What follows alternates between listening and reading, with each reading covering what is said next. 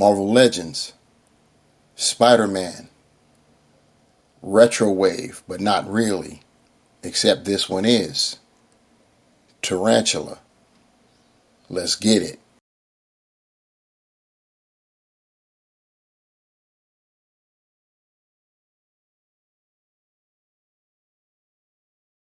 What is good, my peeps? It's the Ruckus back at you again. We're marching on with another action figure review, and the march is for the Spider-Man Retro, but not really wave. Only this time we have a bona fide retro, and that would be Marvel's Tarantula. You see the packaging. Now this is the retro series packaging that we all know, love, and are familiar with. And that's what we got going on this time with the Tarantula. And you see what we got there in the clamshell. Just the Tarantula. All that space, I don't see a single accessory. Oh boy. Anyway, to our left, we've got that picture art there, and on the rear we have the more art of the tarantula, basically similar to what we saw in the front, and we have a sketch. I don't know why. Usually those sketches on our left are to demonstrate the accessories and how to apply them. There's nothing to apply because there are no accessories, so I don't get that. We do have a bio. A former revolutionary, Tarantula serves New York's criminal underworld as a robber and mercenary. That's what it is, and then you see it's in other languages. So we've got Tarantula out of his packaging, and the first thing that's glaring to me is the his mask. Now, in terms of, there's nothing wrong per se. I'm just thrown off by the shade of blue. I believe I've seen in most depictions of the tarantula, it's been a darker blue, but I believe it was like supposed to be black with blue highlights, was supposed to be what the mask is, to match up with the gloves and the boots, and of course the tarantula symbol on his chest and stuff. That's at least what I believe, because most of the time you see it's a dark blue with black shading, which you see that a lot of times with Spider-Man. Dark blue with black shading, and I believe that's supposed to signify that it's indeed black, but with the reflections and then movement and stuff like that, you get that blue. It's to give it contrast. That's a nitpick, but I don't know. For me, it's kind of inaccurate. In terms of everything else, I think it's pretty cool. The body's molded in red and painted. All the black is all painted.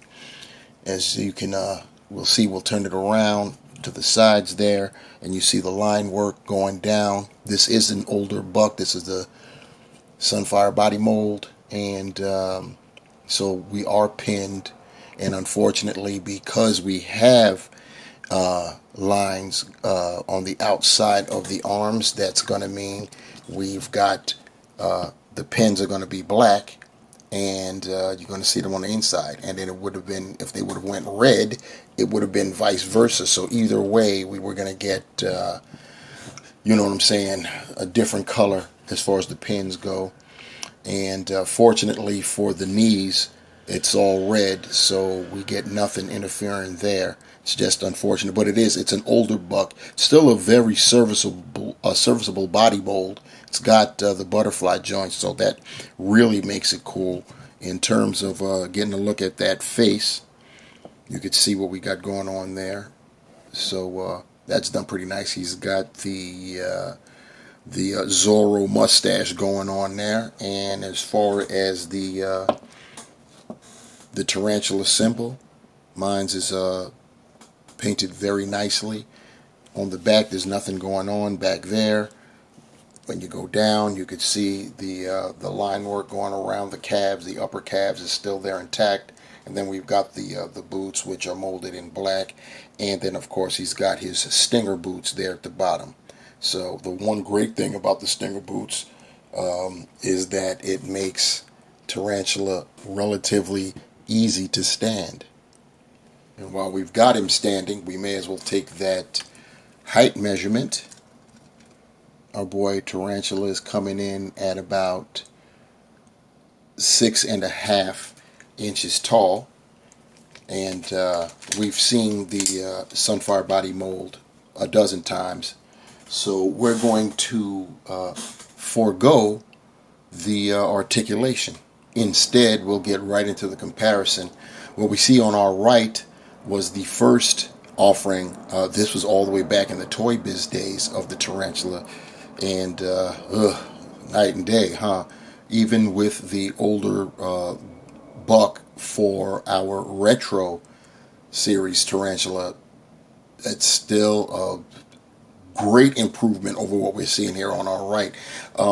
To be fair, this wasn't even a bona fide Legends. This was part of the Spider-Man Classics line that ran adjacent with Marvel Legends back in the day. And you can see back then Toy Biz, and especially the adjacent lines like the Spider-Man Classics line, the X-Men Classics line, they were scaled a bit smaller, but then Toy Biz had scaled their figures a bit smaller as well. So it probably, if I recall, they all more or less scaled well together. They had crazy articulation. I can't take that away from them, but the anatomy was just bananas, as you can see.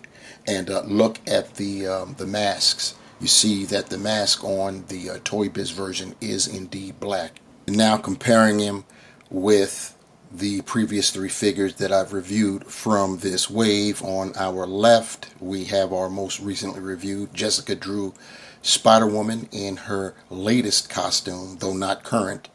And then on our right we have Chasm, Ben Reilly as Chasm. Speaking of Ben Reilly, right up there in the front we've got Ben Reilly as Spider-Man himself in his latest Spider-Man costume, though once again not current because he is now Chasm.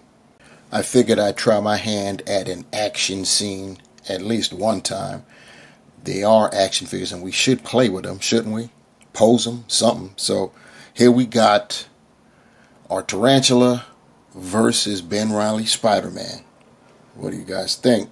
And so wrapping this one up, we've got the Hasbro Marvel Legends Spider-Man Retro series, and it is Tarantula. And what can I say? We got a new character, so that's always good. It's on an older buck, but it's a serviceable one. The Sunfire body mold is great. Anybody that knows about it knows the abilities of the articulation. I'm still being thrown off by the mask, though. The mask should be, if not straight up black, it should be a very dark, deep blue. And but we didn't get that, so I mean, it is what it is. Comes with zero, we'll count them again, zero accessories. So that's a big minus. Absolutely nothing in the pack. We got nothing, no different hands. He doesn't really require any external type of accessories like weapons, but it would have been nice to have gotten some other hands. And I mean, especially since that's really all we get for the most part from Legends these days, it would have been nice to have gotten a an expression full, if that's a word, head sculpt. But that, in this day and age, I know that's asking too much. So you know, it is what it is in terms of that. We're marching on with the Spider-Man retro, but not really wave. We'll continue on again. Going to get back to the not so retro figures next. I don't know which one I'll go with, but it won't be the second and last truly retro, which would be the Rose. I'm going to bring up the rear with that one. So stand by for what we got going on. In the meantime, what you can do, help the channel by liking, sharing, subscribing, and leaving comments below, because that's how it gets done.